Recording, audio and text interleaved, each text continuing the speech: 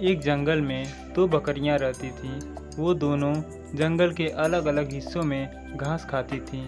उस जंगल में एक नदी भी बहती थी, जिसके बीच में एक बहुत ही कम चौड़ा पुल था।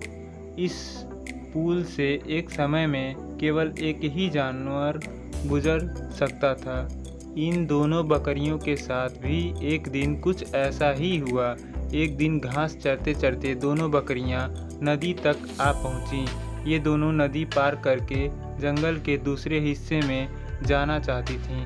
अब एक ही समय पर दोनों बकरियां नदी के पुल पर थीं। पुल की चौड़ाई कम होने के कारण इस पुल से केवल एक ही बकरी एक बार में गुजर सकती थी, लेकिन दोनों में से कोई भी पीछे हटने को तैयार नहीं था। इस पर एक बकरी ने कहा, सुनो, मुझे पहले जाने दो, तुम मेरे बाद पुल पार कर लेना।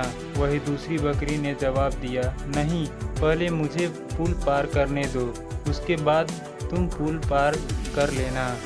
यह बोलते बोलते दोनों बकरियां पुल के बीच तक जा पहुंची। दोनों एक दूसरे की बात से सहमत नहीं थी। अब बकरियों के बीच तू तू मैं शुरू हो गई।